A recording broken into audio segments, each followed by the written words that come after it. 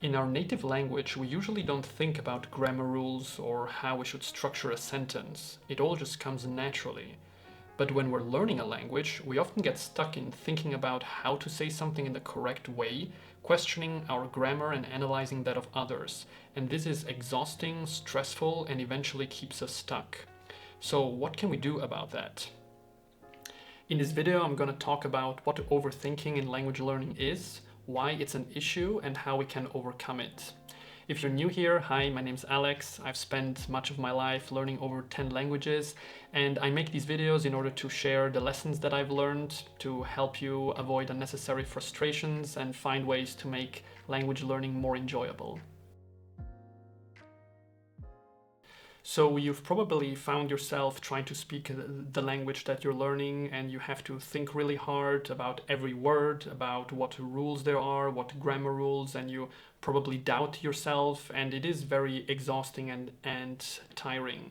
This type of thinking naturally decreases over time as we progress in the language. It's the same thing as when you learn how to drive a car.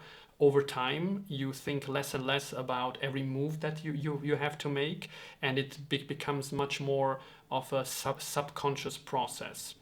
This is because there are generally two types of long-term memory. There is explicit memory and implicit memory. Explicit memory is the type of memory that we acquire through studying. It's rational. It's something that we know, like, for example, what the capital city of a certain country is, or the rules of the road. In the case of driving a car, it's, for example, if we study a manual that explains every step, every move that we need to do in order to drive a car. It's usually the type of memory that we get from studying from an exam, and it's also the type of memory that exams most often test us on. While implicit memory is unconscious memory. It's things that you know, but not rationally. It's not something that you think about. It's for example, if you have been driving a car for several years and you just know how to do it without thinking about it, and you probably couldn't even explain anymore how you exactly do it. So how is this connected to languages? It's because our native language is usually implicit memory. We don't think about the grammar rules when we're speaking our native language, and we often couldn't even explain what the rules are because we've never thought about them. It's an unconscious knowledge. But when we start out to learn a new language, the new language at first is just noise. And so what do? We learn about this language. What is the word order in this language? What are the grammar rules in this language? What are the most important words in this language? This is in an attempt to create structure in the noise, and this is what grammar books are for. This is what linguistics is about, and it is the most common way of learning a language. It's also how I started out in most languages that I've learned, and it's nowadays probably the most common way of learning anything, to approach it in a structured way and to analyze it. So our native language, or any language that we speak fluently, is implicit memory, while with the language that we're currently learning, we're acquiring explicit memory. This means that if we ever want to reach fluency in the language, we need to gradually, over time, move to implicit memory. So I would like you to perhaps pause this video for a moment and think about the language that you're currently learning. How much of it is in your implicit memory and how much is in your explicit memory?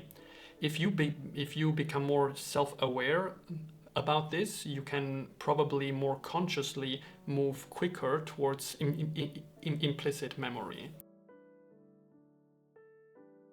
And that we focus so much on learning explicit memory at first is not really our own fault. It's mostly how we are taught growing up that we should learn. And most courses and language education continue to teach languages by focusing almost exclusively on explicit memory. What does that look like? It's, for example, teaching you the 5 rules of using a certain word, or giving you a list of the irregular verbs, or learning when to use what tense. I have a friend who recently attended a Dutch course, and she told me that they learned the rules on when to use the perfect tense and when to use the plusquamperfect. Now, I speak Dutch pretty fluently, and I told her that I have no idea when you have to use which tense. I don't know how to explain it when I speak. I just naturally know which tense I should use. Because of course nobody who speaks a language fluently goes like, okay, I'm trying to tell them something that happened yesterday. Now, is that long enough for me to use the plusquamperfect? Let's see, it was more than 24 hours ago, but actually less than 48, factoring in some other time frames. No, nobody thinks like that when they're speaking fluently. So that's the issue with a lot of approaches, that they are not aware that they're focusing so much on explicit memory.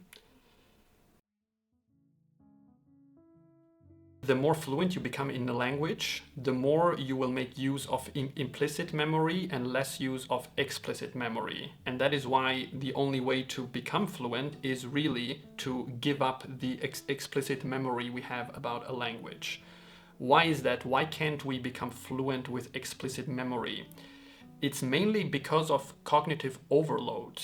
When we speak, when people speak in a language, or when we listen to other people speak, the speed is really fast. There is a very fast sequence of words, and it would not be possible cognitively to process the meaning of every single word, to analyze all the grammar structures, and to understand the message at the same time. There is a cognitive load limit, which I talked about again in the video about audiobooks, which limits the number of pieces of information that our brain can process at the same time. And that is why we need to move from explicit memory, which is memory that the brain processes, to implicit memory, which is only partially processed by the brain, but is much more a memory that is stored in our whole body, and therefore requires much less cognitive load. So it is actually a bit ironic that we first learn rules, we learn grammar structures at the beginning of our language journey, but then to really get fluent, we have to stop thinking about these rules again. And that probably makes you wonder why even bother learning those in the first place. And there are actually some language learning methods that don't use any explicit memory at all. They don't teach any grammar rules. One of these is, for example, the so-called natural method. I will talk about those perhaps in a different video. Today, I would like to focus on once we have acquired explicit memory, which is the route that most people go through, how we can then move to implicit memory. So how do we move from explicit memory to implicit memory in our language? I found that it's mainly through 2 ways, which is repetition and exposure. When I start learning a new language, I usually have a set of phrases which I know that I'm going to use a lot, and I learn these phrases by heart. I repeat them again and again until I can really say them without thinking about them, and if I hear them, I can also understand them without thinking about them. And this is something you can do with phrases and words that you know from experience are very frequent. With exposure, it is to consume content and expose ourselves to content which is also repetitive in a certain way, which keeps coming back again and again. And I think if you are at an intermediate advanced level, then what is really good for this is, for example, to watch series, because in a series, the kind of words that are used, they keep coming back. There is a certain topic, a certain way of speaking, certain voices which are always there, and so it is exposure, and it is also repetitive. While if you consume too much content, if you jump around from something here and something there, then you will have a lot of words and expressions which you will only hear once and never again. And if you only hear something once, it won't stick. In that case, it would probably help to write those things down, write those words down on flashcards, practice those flashcards, and then watch the same content again, which is also a method that I have used a lot. A third thing that I found is to trust myself more with the language. Like I said before, explicit knowledge comes from an attempt to control, to make sense of the noise. And because we start out in the language by building ourselves explicit memory of it, there is a risk that we will continue with this habit long into the language when we have reached a level where we actually already have quite a lot of implicit memory about the language. But we don't trust this implicit memory because we are still stuck to this habit of the explicit memory which we started out with. So I have several times tried to just trust myself more when I speak, to not constantly doubt myself whether I'm using the right word, whether I'm using the right grammar rule, but to just say whatever comes to my mind, to just say the way that feels right to me. And in those times, I often spoke much better and much more correctly than when I actively thought about the language. And this happened, of course, as a result of having acquired a lot of input in the language, of having heard grammar rules lots of times. They were stored somewhere in me, but they had become implicit memory, which I did not know by thinking about it, but which was somewhere there and just came out naturally.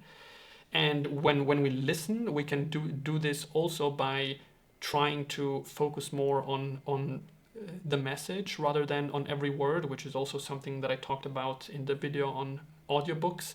And to also try to trust the process more, try to trust that we will understand.